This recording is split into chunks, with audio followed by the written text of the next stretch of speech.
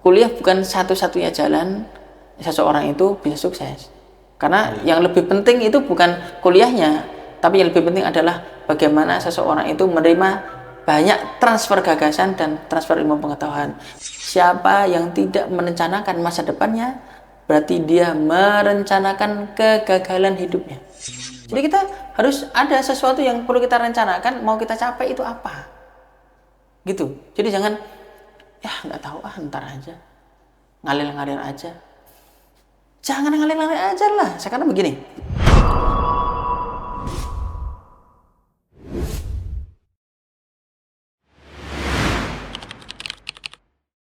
Assalamualaikum warahmatullahi wabarakatuh, Ustaz. waalaikumsalam warahmatullahi Ya, wabarakatuh. bagaimana kabarnya, Ustaz? Alhamdulillah, sehat, barakallah.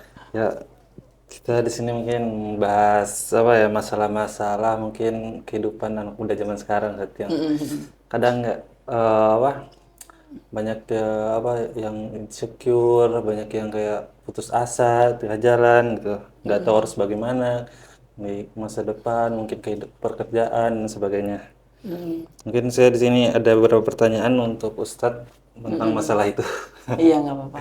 Jadi memang sekarang ini anak-anak muda zaman sekarang kan, apalagi yang umur 17 hingga 25 kan sering apa ya, ngalami yang disebut dengan quarter life crisis. Jadi krisis 25 pertama gitu ya. Begitu. Jadi saya rasa kita perlu memberikan jawaban kepada mereka. Atau ya nggak apa-apa, nggak ada umur segitu gitu ya. Meskipun yang paling galau biasanya umur segitu gitu ya. Iya, antara 20 mungkin ke atas. Benar. Bingung mau kuliah, nikah, kerja, Ya, tuntutan ini, tuntutan itu, ya dan kan? sebagainya. Banyak hal gitu. Oke, boleh. Yang pertama yaitu bagaimana kita harus supaya kita sukses di usia muda, Ustadz. Oke. Jadi kalau pengen sukses di usia muda, itu sebenarnya kita harus pahami dulu sukses itu apa, gitu kan? Ya. Apakah sukses itu berarti dielulukan sama orang? Apakah sukses itu berarti udah punya duit yang banyak? Apakah sukses itu berarti dia udah membanggakan orang tua? Atau ukuran sukses itu apa tuh? Oh, Ya gitu. kan? Kita harus berarti tahu dulu sukses itu apa gitu ya. Gitu. Jadi gini, kalau kita punya duit banyak, tapi badan sakit-sakitan, bisa dibilang sukses nggak? Enggak sih, Ustadz. Menderita jadi. Nah, itu ya. Menderita. Jadi, pernah dengar istilah begini, kerja, kerja, kerja, tipes. Mau nggak kayak gitu? Enggak sih. Enggak dong, Menderita ya gitu. kan? Berarti harus seimbang semuanya. Jadi gini, ketika seseorang itu sudah seimbang hidupnya, dia sukses. Oke? Seimbang jasadnya, pikirannya, ketenangan hatinya, hartanya, relasinya, pokoknya ketika pas sudah ada keseimbangan dalam dirinya, ya, oke. Dia apa namanya? Sudah mendapatkan satu titik kesuksesan. Ini yang pertama. Yang kedua, ketika dia sudah tidak lagi banyak khawatir, Khawatir tentang ya, apapun. Dia tidak begitu khawatir tentang kesehatannya, tidak begitu khawatir terhadap ekonominya, tidak khawatir terhadap pendidikannya, tidak, nggak banyak khawatir gitu.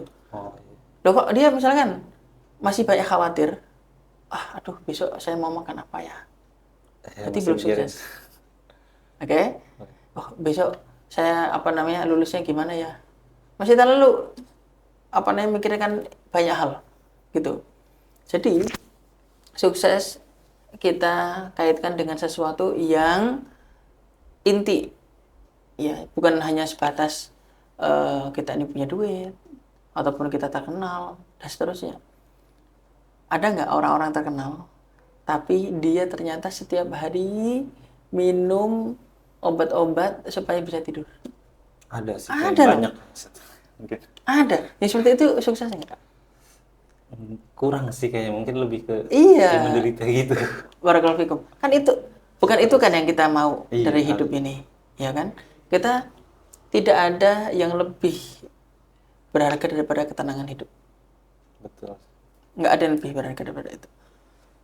Jika kita kaitkan dengan agama kita, maka kita seorang itu memiliki iman, ketika memiliki amal soleh, ketika memiliki ilmu, ya. Jadi ilmu, iman, amal. 3 itu. Ketika punya 3 hal ini, dia sukses. Begitu. Ilmu, iman, amal. Amal, gitu. Jadi imannya itu melahirkan keyakinan, oke. Kemudian amalnya menjadikan dia itu dicintai Allah, dicintai oleh manusia, ya kan. Ilmunya, dengan ilmunya itu dia bisa bertahan hidup, Survive. survive, ya kan. Ya, tentunya ya ilmu kan untuk amal, ya kan. Betul. Iya. Ya benar, ya kan. Kalau nggak ada ilmu ntar gimana? Tapi ilmu juga harus bisa untuk survive juga. Kalau ilmu nggak bisa untuk survive berarti ilmunya nggak manfaat dong. Iya. Ya kan gitu kan. Kan kita ini harus melihat ya dari apa yang kita punya. Yang kita punya itu dilihat nggak sama orang bermanfaat. Kalau orang lain melihat manfaat dari apa yang kita punya, nah itu baru ilman nafi'an, ilmu yang manfaat. Oh, baru kita harus dilihat dulu manfaatnya ini. Iya. Tapi kan biasanya kita terlihat ilmu kita manfaat kan ya ada pancaran imannya dan ada pancaran amal ya. Ya enggak? Betul. Kok ilmu banyak, akhlaknya buruk, amalnya nggak ada. Ya, nggak kelihatan sekali imannya juga dari situ. Manfaat nggak kira-kira? Nggak ada kayak sia-sia. Enggak, iya sia-sia banget kan gitu. Jadi artinya memang dalam hal ini kita jangan hanya sebatas sukses itu berarti punya duit yang banyak. Jangan. Bukan berarti ya? Nyatanya banyak mereka yang sukses, duit banyak, tapi ternyata kemarin yang crazy rich. Oh, crazy rich.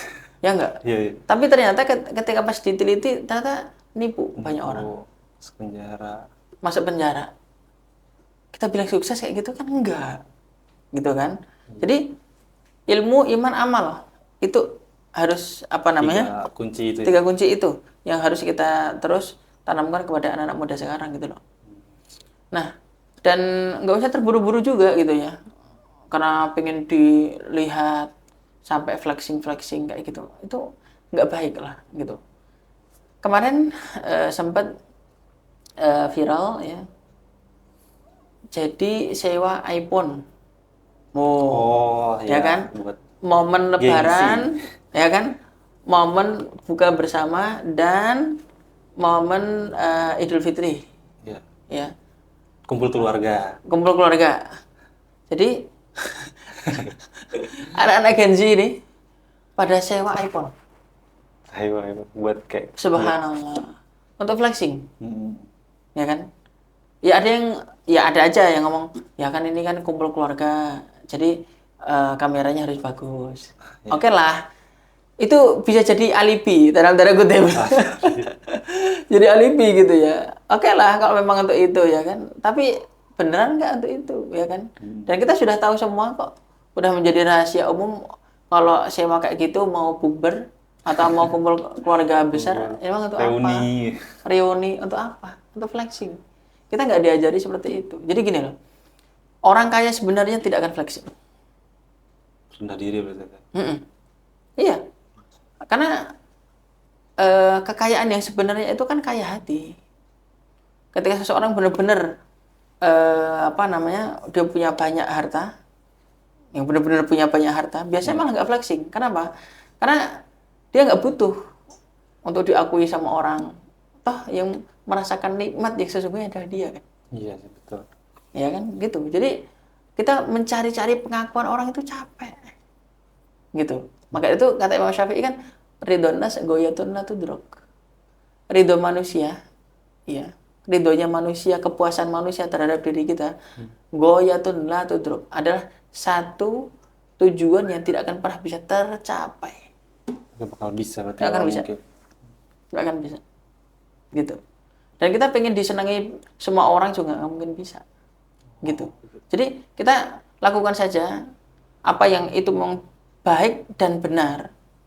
Ya. Jadi kunci supaya kita ini mengerjakan segala hal. Apapun yang mau kita kerjakan, kuncinya ada 4. Ya, apapun itu. Ya, baik, benar, berguna, pantas. Baik, benar, berguna, pantas. Ya. Jadi kalau kita ingin mengucapkan sesuatu, ingin melakukan sesuatu, baik nggak? Oke. Oh baik, oke. Benar nggak? Oh benar. Berguna nggak? Berguna. Pantas nggak? Pantas. Udah, lakuin. Orang mau ngomong apa, terserah. Empat kunci itu yang untuk 4 kunci itu. buat melakukan. Dalam segala hal, baik ucapan maupun perbuatan. Gitu. Ya. Terus- Ada yang lain? Ini yang kedua, sukses tuh ada batasan nggak umurnya gitu? Kayak harus kayak di umur 20 kita harus sudah sukses, atau di umur 25 kita harus sukses nggak sih? Oke. Jadi gini, secara umum, saya bilang, secara umum, umur 20 hingga 25, maaf, keliru, umur 20 ya, hingga 30, itu umur di mana anak muda itu mengeksplor diri. 20 sampai 30. 30. Jadi dia eksplor diri dia lakukan apapun yang kiranya tadi 4 tadi, baik, baik, benar, berguna, pantas, dia lakukan aja. Mau dia bekerja ini, bekerja itu, selama itu kebaikan, lakuin. Dia punya kemampuan apa? Dia harus banyak mencoba di umur 20 hingga 30 itu. Akan tetapi ingat, umur 20 hingga 30 itu umur di mana biasanya apa yang ia kerjakan dan hasil yang ia terima ya kira-kira sama. Sama apa ya? Ya nggak begitu banyak dapat. Oh, Ya paling ya cukup hanya untuk diri sendiri. Kira-kira seperti itu. Coba lihat umur-umur anak 20 hingga 30-an. Ya paling dia bekerja sebagai ini, bekerja sebagai itu, ya kan? Nanti ya paling cukup untuk dia dan istrinya atau udah punya anak 1. Itu aja. Belum bisa banyak nabung atau dan seterusnya. Karena memang itu umur-umur explore. Umur 20 hingga 30 itu. mau mencari diri gitu ya? Mengeksplor kemampuan diri. Oh, kemampuan. Iya.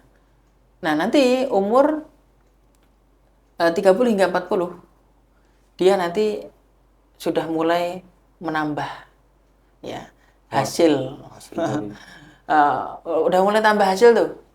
Ya. Kenapa? Karena hasil dari eksplor dia umur 20 hingga 30 itu. Udah mulai nambah dikit.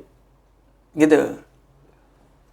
Sehingga umur 20 hingga 30 itu jangan terburu-buru. Udah banyak mengeksplor diri aja. Jangan banyak tipu-tipu itu. kerja sana kerja sini mungkin ya. Enggak. Banyak nipu yang apa namanya? Kemarin tuh yang Crazy Rich yang banyak nipu ini, akhirnya judi dan seterusnya itu. Ya. Nah, itu jangan seperti itu. Sampai riba, banyak pinjem dan seterusnya. Jangan terburu-buru. Umur 20 hingga 30 banyak mengeksplor diri aja. Banyak mencoba hal yang baru. Selama itu baik dan positif, ya. 30 hingga 40 kan tadi nambah dikit. Ya. Nanti 40 hingga 55 kira-kira. Disitulah umur di mana banyak orang itu sudah sisi kejiwaannya, mentalnya sudah terbangun dengan baik. Dari situ sudah ada senioritas, ya, kematangan berpikir, sehingga dia biasanya ya semakin banyak dikenal juga, semakin banyak relasi, menjadikan dia itu lebih ya berhasil lah. Maka coba lihat, banyak orang yang punya rumah kira-kira umur 40. Ya udah nyantai dari 50. Ya kan, ketika pas sudah punya ini, udah punya itu, dan seterusnya. Itu ya pantas, gitu ya.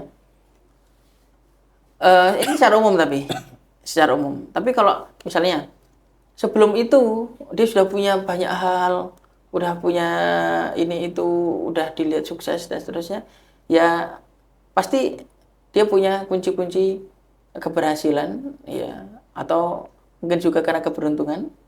Tapi secara umum saya katakan 20 hingga 30 explore, 30 hingga 40 nambah dikit, ya, kemudian 40 hingga 55 nanti dia akan meroket, gitu. Jadi gini, jangan terlalu terburu-buru. Jadi suruh orang yang kaya, jangan di terburu-buru. umur muda aja, Di umur muda, gitu. Banyak yang iklannya kan gitu aja. Iya, jangan, ya. Jadi mereka nyebutnya financial freedom atau apa dan seterusnya. Itu nanti umur 40 aja. Ya. Ya banyakin berarti dengan mudah mengeksplor kemampuan diri kita. Iya. Nah, yang perlu kita terus tambah, ya umur 20 sampai 40 itu, ya kira-kira 5 hal yang perlu kita tambah. Oke? Yang pertama ilmu. Jadi ilmu tambahin aja terus. Gitu. Ilmu apapun itu, mau ilmu dunia, ilmu akhirat, ilmu apa, tambahin aja terus. Ya. Yang kedua, motivasinya ditambah. Ya. Motivasi. Iya, jangan jadi orang yang lemah, jadi orang yang semangat gitu. Yang ketiga, ya tambah produktivitas. Jadi jangan orang yang kayak nganggur, nggak malas-malasan, nggak ada produktivitasnya gitu. Ya. Yang keempat, tambah aja pengalaman. Pengalaman ditambah. Ya, ngerjain ini, ngerjain itu, ngelakuin ini, ngelakuin itu. Ya. Yang kelima, tambah relasi. Tambah jaringan. Selama 5 hal ini kita tambah terus, kita akan membuat loncatan-loncatan ya kesuksesan. Ya, loncatan-loncatan kesuksesan selama 5 hal ini ditambah. Ya. Ya, untuk apa seorang ilmunya banyak tapi nggak produktivitas, nggak produktif, ya kan? Ya pengalamannya cuma dikit, relasinya juga ya nggak ada yang kenal dia. Ya, jadi kita ini perlu gini, kita terus dorong ya anak-anak muda ini, dia harus dikenal sebagai orang yang baik dan berkualitas, dan mengenal orang-orang baik dan berkualitas, gitu. Karena orang-orang baik dan berkualitas itu akan saling menghargai dan akan saling memberikan value. Berarti seimbang gitu. Ya, jadi kita ini, apakah kita dikenal sebagai orang yang attitude-nya buruk? Apakah kita ini dikenal sebagai orang yang tidak memiliki kemampuan? Wah, bahaya. Tapi kalau orang mengenal kita sebagai orang yang ya punya attitude-nya baik, orang baik, berkualitas juga gitu ya. Terus yang kita kenal juga orang-orang itu juga aman. Gitu. Jadi kalau jadi gini, orang itu jika baik dan berkualitas, dia nanti akan mendapatkan opportunity. Dia akan mendapatkan satu kesempatan. Kesempatan apa? Ya kesempatan mendapatkan jabatan, mendapatkan harta, mendapatkan relasi, mendapatkan kepercayaan, mendapatkan job, dan seterusnya, banyak hal. Gitu.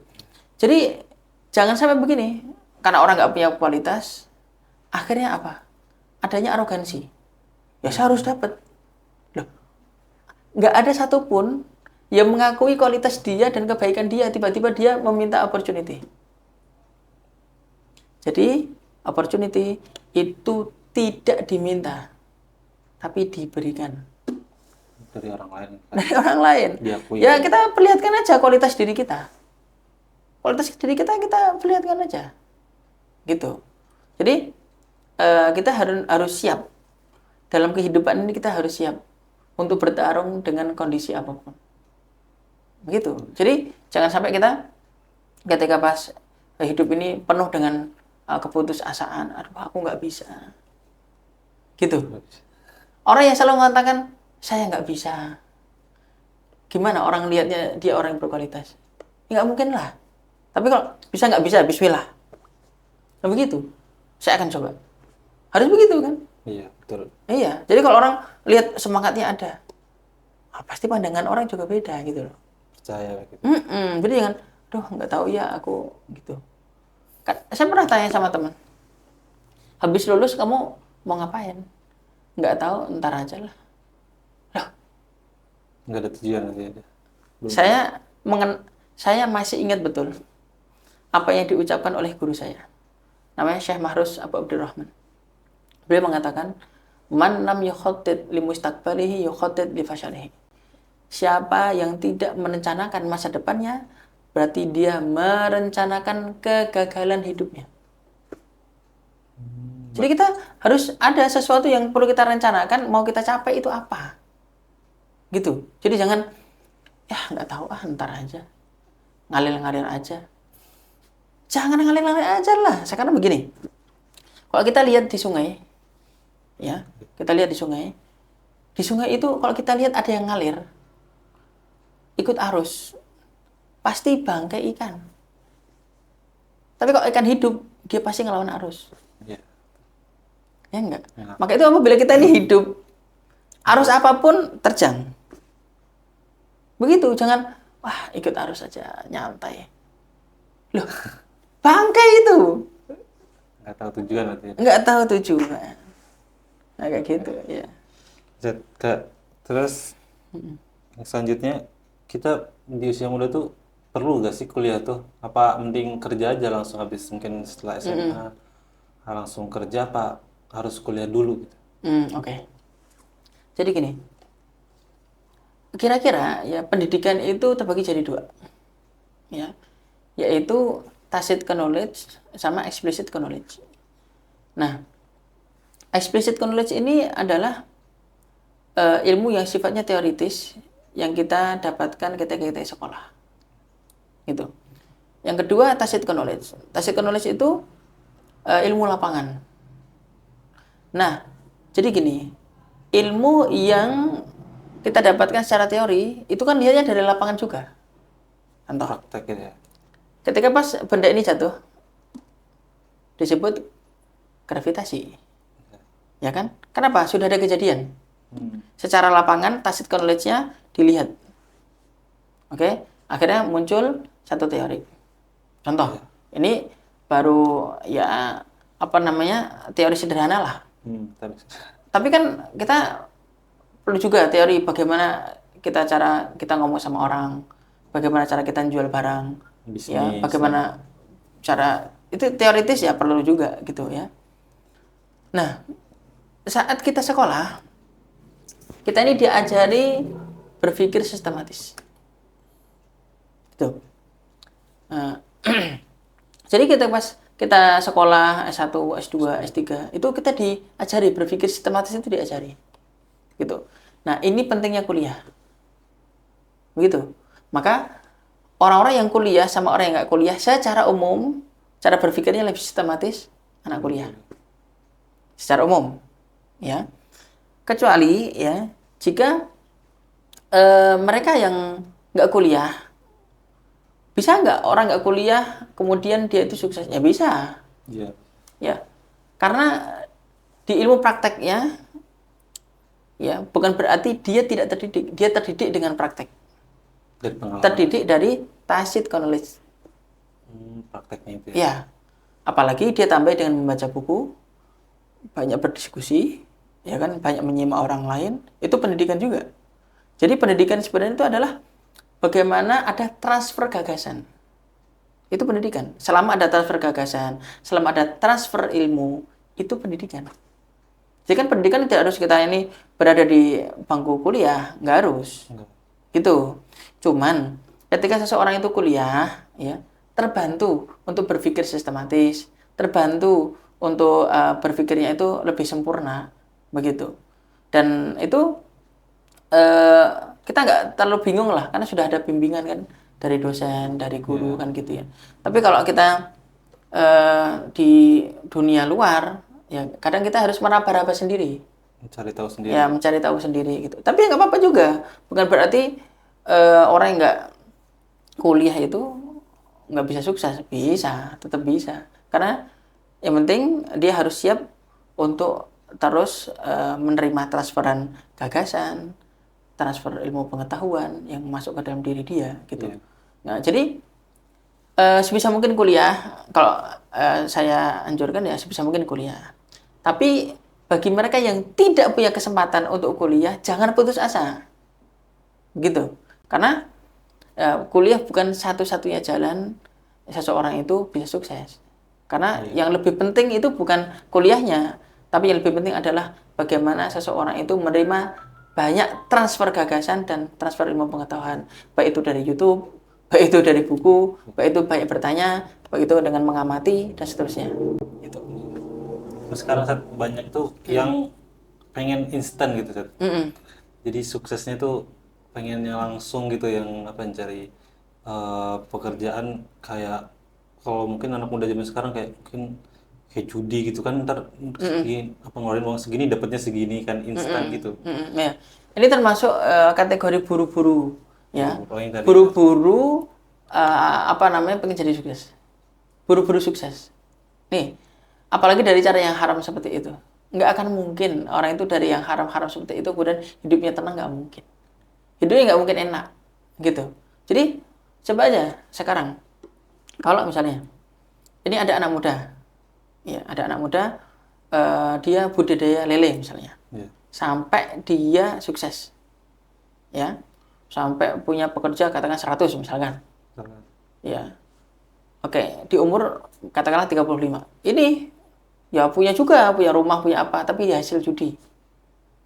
Sekarang, seseorang itu tidak hanya cukup dilihat sebagai orang yang sukses, tapi dia harus dikenal sebagai orang yang baik.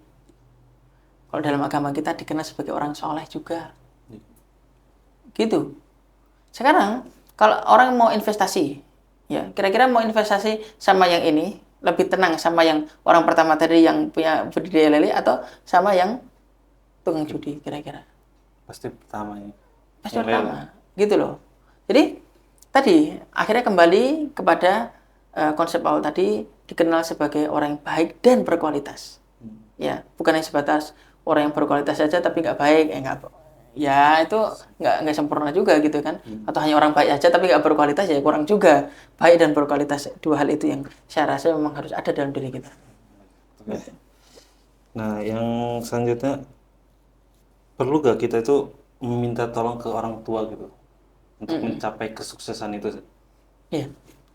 Jadi orang tua itu ada orang-orang anak-anak muda yang dia beruntung memiliki orang tua yang inspirator, ya. Jadi yang paling penting dari orang tua kita itu sebenarnya bukan hartanya, tapi inspirasinya. Kalau misalnya orang tua, dia itu sebenarnya bisa membiayai, tapi dia minta anaknya untuk mandiri. Nak, mandiri. Ya, kamu bisa. Gitu. Jadi menginspirasi, kamu lakukan ini begini, misalkan dibimbing dengan baik. Ya. Itu lebih baik kan daripada ngasih akhirnya memanjakan. Jadi, bantuan terbaik dari orang tua bukan harta. Bantuan terbaik dari orang tua adalah bagaimana bimbingan dan inspirasinya kalau menurut saya. Gitu. Dari orang tua, gitu. Karena sebenarnya kan inspirator terbaik itu bukan guru tapi orang tua. Makanya itu kan kalau orang yang sukses ketika pas dia di masa-masa puncak kesuksesannya suka cerita. Kalau dia cerita biasanya ngomong apa? Dulu ayahku mengatakan, dulu ibuku mengatakan. Itu banyak yang gitu ya. Iya. Dari orang tua. Orang tua, gitu loh. Jadi orang tuaku miskin sih. Ya udah aku jadi kayak gini aja. Itu keliru. Itu keliru. Seharusnya gini dong. Aduh, kan aku hidup di kalangan ya apa namanya masyarakat yang menengah ke bawah. Tapi aku nggak boleh ya boleh gini-gini terus, ya kan? Iya. Ya aku harus mengangkat derajat keluargaku dan seterusnya gitu. Harus gitu dong, gitu loh. Jangan udah ya gimana ya aku nggak bisa, orang tuaku juga kan orang kismin gitu. Misalkan gitu. Pola pikir yang salah gitu. Pola pikir yang salah gitu loh. Jadi justru ya itu semua harus menjadi cambuk bagi kita. Jadi gini. Seseorang itu benar-benar ya. Seseorang itu benar-benar akan merasakan bagaimana konsisten dalam menjalani satu hal sampai dia sukses. Nah, kan konsisten itu penting ya. Betul, penting. Nah, supaya orang konsisten itu gimana caranya? Dia harus ditarik dan didorong. Nah, ditarik, dorong dan didorong. Ditarik oleh rasa harap, didorong oleh rasa takut. Ditarik oleh rasa harap, didorong oleh rasa takut. Rasa takut, iya. Jadi dia apa namanya ditarik rasa harap, dia perbanyak aja harapan. Aku pengen kaya, aku pengen banyak manfaat bagi orang lain, aku pengen membanggakan orang tua, perbanyak. Itu jadi tarikan. Motivasi dia. Tapi tambahkan juga rasa takut. Wah, nanti aku miskin gimana nih? Ya kan? Aku bebani orang tua gimana nih? Aku nanti cari jodoh susah gimana nih? Misalkan gitu. Perbanyak aja rasa takut. Jadi cambuk. Ah, aku nggak boleh. Bismillah, begitu. Jadi semakin banyak tarikan dan semakin banyak dorongan, ya semakin konsisten dia. Semakin semangat juga untuk mencapai keberhasilan, mencapai kesuksesan. Gitu. Jadi jangan apa namanya, ya itu ya orang tuaku miskin, ya udahlah aku nggak bisa. Ya, jangan kayak gitu. Lanjut, ada lagi? Yang selanjutnya kita perlu nggak sih Seth, merantau itu? Oke. Jadi merantau itu perlu nggak perlu sih ya? Iya. Terkadang ya kita memang perlu mencoba. Ya. Kalau kita lihat secara umum, ya, orang-orang yang ada di Jakarta ini, yang sukses, orang-orang pribuminya atau perantau kira-kira? Kayaknya sih yang saya lihat kebanyakan perantau. Ah, ya kan? Yang Karena di situ mereka merasa fight. Wah, dia bertarung dengan kondisi, bertarung dengan keadaan. Gitu ya. Jadi semakin seseorang itu dia bertahan di battlefield, ya, di medan pertempuran, semakin bertahan dia semakin menang kan? Begitu. Nah, kira-kira ya, yang merasa di medan pertempuran itu para pribumi atau para perantau kira-kira? perantau. Perantau, gitu kan? Jadi merantau, ya jika memang dengan merantau itu terbuka jalan supaya kita ini menjadi orang-orang yang hebat, ya Bismillah, gitu. Dan itu juga dicontohkan kok sama apa namanya para ulama kita dulu, mereka merantau dari Bukhara, Imam Bukhari kemana ya kan gitu ya. Jadi orang-orang hebat gitu. Jadi begitu. Karena kadang kita perlu mengadakan satu perjalanan supaya kita tahu betul bagaimana mengarungi kehidupan ini.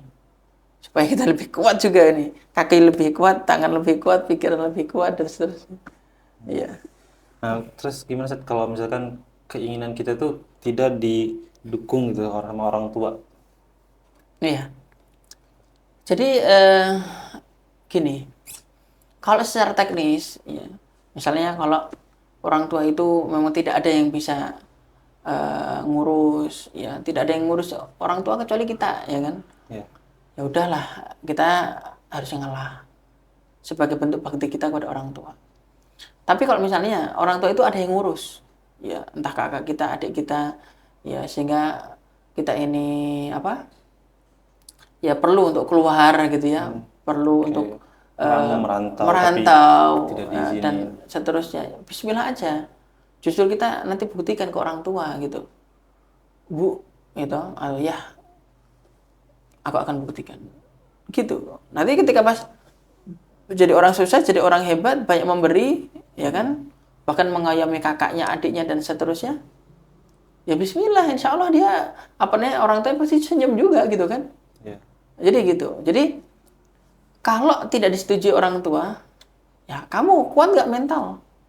Dan siap nggak nanti membuktikan di hadapan orang tua kamu bahwa kamu adalah orang yang berhasil nantinya? Gitu. Kalau bisa, ayo Bismillah. Kita harus meyakini dulu orang tua kita gitu. Ya kita meyakinkan orang tua juga, tapi kita sendiri juga mental harus kuat, gitu. Tapi dengan syarat tadi ya tentunya orang tua itu kira-kira ada nggak yang mengayomi, yang bisa merawat selain kita, gitu. Kalau sekiranya ada, oke. Tapi kalau nggak ada, nggak kita harus berada bersama orang tua. Ya mungkin ya mundur sejenak gitu ya. Ini dah mau mulai asar, mungkin kita ajukan ya. Gitu. Ya, suka motivasinya. Iya, alhamdulillah. Ya semoga manfaat untuk kita dan anak-anak muda semuanya. Ya, amin ya rabbal alamin. Sekian.